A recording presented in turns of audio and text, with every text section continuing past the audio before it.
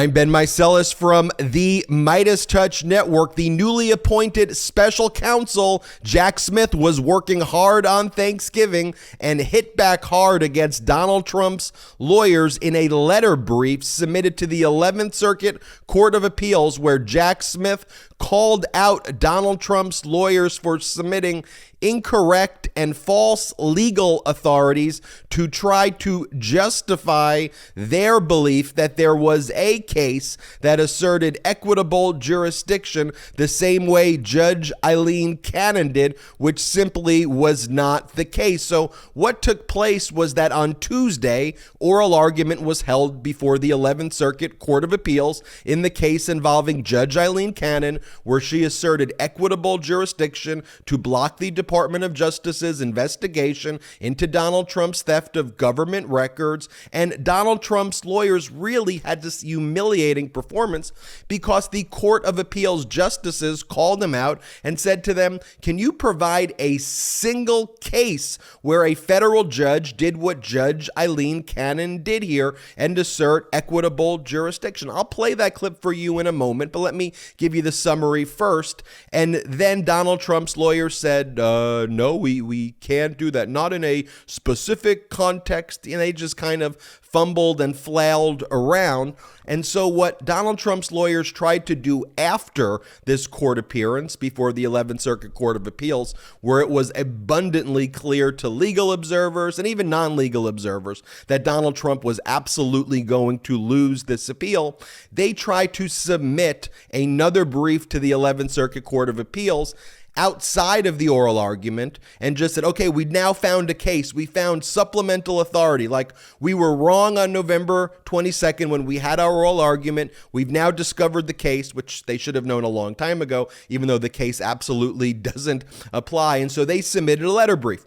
And in the brief that they submitted to the court, here, let's pull it up, November 23rd, 2022, this was submitted by Jim Trusty, who did the oral argument for Donald Trump before the 11th Circuit Court of Appeals. It's a letter to the clerk of the court, and it basically says, Donald Trump submits, pursuant to this federal rule, that there's supplemental authority on a point raised during oral argument. And the point raised was when the 11th Circuit Court of Appeals justices asked Jim Trusty, can you name a single case? And Jim Trusty said, no, I can't name a case. The letter goes on to say, the question raised was whether a court has previously asserted equitable jurisdiction to enjoin the government from using seized materials in an investigation pending review by a special master. The answer is yes. The United States agreed to this approach and the existence of jurisdiction in the matter of search warrant executed on April 18, 2021, which is the search warrant involving Rudy Giuliani. And under mutual agreement of the parties, no materials were utilized in the investigation until the special master process was completed. The process worked. On November 14, 2022, the United States filed a letter brief notifying the district court that the criminal charges were not forthcoming and requested termination of the appointment of a special master. Now, that letter is absolutely false. That letter is completely incorrect because there was never an issue over equitable jurisdiction in the Rudy Giuliani search warrant. A search warrant there was executed by the Department of Justice on Rudy Giuliani's apartment, and at the request of the Department of Justice, not at the request of Rudy Giuliani, the Department of Justice said, well, here, because Rudy Giuliani's a lawyer and has other clients as well, we would like to have a special master here instead of having a filter or a taint team, which would be the normal process where we are confident when it involves people who are not lawyers that our own taint team can separately go through these records, can be a separate department and division so that the investigative team doesn't see it. But here in this Rudy Giuliani situation, we think that there should be a special master. So they asked the judge for a special master in that case,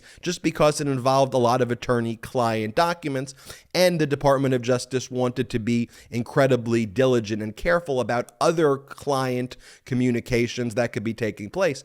And none of those same considerations existed here in connection with the search warrant executed at Mar-a-Lago at all, where they had a filter and taint team. And so, in other words, Jim Trusty, Donald Trump's lawyer, after failing in his oral argument on Tuesday, now wanted to say, oh, aha, we found the case. It's the Rudy Giuliani case. So in the first instance, why, if that was the case, Rudy Giuliani is Trump's lawyer, so why wouldn't you know about that case at oral argument? And in any event, that case has nothing to do with equitable jurisdiction. That's not a case where a federal judge asserted equitable jurisdiction. Now, the new special counsel, Jack Smith, responded on Thanksgiving. Now, it was obvious to anybody who was listening to this oral argument before the 11th Circuit Court of Appeals that the Department of Justice is going to win and Trump is going to lose. So, special counsel Jack Smith could have just done nothing. And in fact, a lot of lawyers would just have ignored it and basically said, you know what, it's just a frivolous argument, just whatever. We know we've got the win. But not Jack Smith, because Jack Smith wanted to be extra careful, extra diligent, go the extra mile on Thanksgiving, send a message, and be aggressive. So here's what Jack Smith did. On Thanksgiving, November 24th, 2022, it's a letter to the court. And then Jack Smith says, plaintiff, in this case, plaintiff is Trump because he filed the lawsuit before Judge Eileen Cannon. Trump asserts that in re search warrant executed on April 28th, 2021, that's the Rudy Giuliani search warrant case, is an example of a case in which a court has previously asserted equitable jurisdiction to enjoin the government from using seized materials in an investigation pending review by a special master. And they refer to the letter that Jim Trusty sent. This is incorrect, Jack Smith writes in his letter. As plaintiff recognizes, the court did not, quote, enjoin the government. Instead, the government itself volunteered that approach. Moreover, the records there were seized from an attorney's office. The review was conducted on a rolling basis, and the case did not involve a separate civil proceeding invoking a district court's anomalous jurisdiction. That's equitable jurisdiction. And then it refers to the case. None of that is true here. None of those factors is true here. Signed, yours truly, Jack Smith, special counsel. So Jack Smith coming right out the gate on Thanksgiving, telling the 11th Circuit Court of Appeals that Donald Trump's lawyers are lying to you.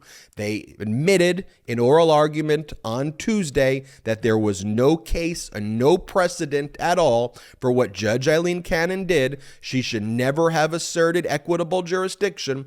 11th Circuit Court of Appeals, this is why you previously ruled when the Department of Justice filed its motion for partial stay to return the 100 classified records. Now we're dealing with the 11,000 other documents as part of this expedited appeal of Judge Eileen Cannon's order. The same premise holds here. No other court has ever done what Judge Eileen Cannon did because it was patently improper, and there is absolutely no precedent at all for what she did. And Jack Smith saying, we're calling out Jim Trusty with this aggressive letter. Let me just play for you now, because I always like to back up what I talk about here with the actual audio and underlying filings where they exist. So this is from the oral argument that took place on Tuesday after the government argued, and then the 11th Circuit panel called up Jim Trusty, Donald Trump's lawyer. Donald Trump's lawyer tried to, again, kind of just, make up and say a bunch of word salad. And then the 11th Circuit Court of Appeals said, okay, can you name us any case? And Donald Trump's lawyer said no. There is no case to support what Judge Eileen Cannon did. Here, play that audio clip. All we have is the audio from the 11th Circuit argument. That's all that exists. Here, play the clip. May it please the court. My name is Jim Trusty. I represent the appellee. Pleasure to meet you. Your Honors, as to the issue of equitable jurisdiction, I think some context is necessary. I think that some actual process here needs to be described, because I don't think that the appellant's briefing has fairly captured the thoughtfulness of the process established by Judge Cannon and where we are. You heard my question for your adversary. Are you aware, can you cite me a single decision by a federal court other than this one, where a federal court has exercised equitable jurisdiction in a pre-indictment scenario, reviewing a seizure where there's no showing that the seizure itself was unlawful? Your Honor, not in the context of an immediate,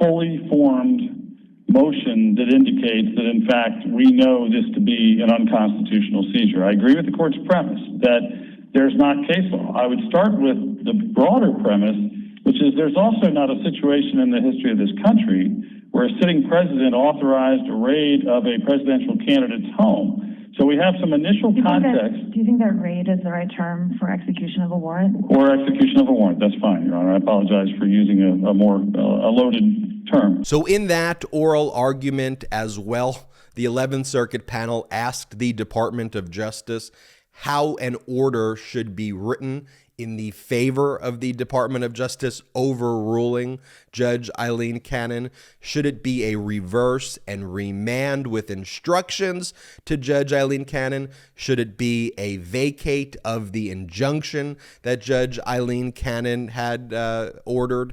And so that's never a good sign if you're Donald Trump, that they're asking, that the judges are asking the Department of Justice what the order should look like. And so we will keep you posted here, but this again is showing exactly what I said when I told you about Jack Smith.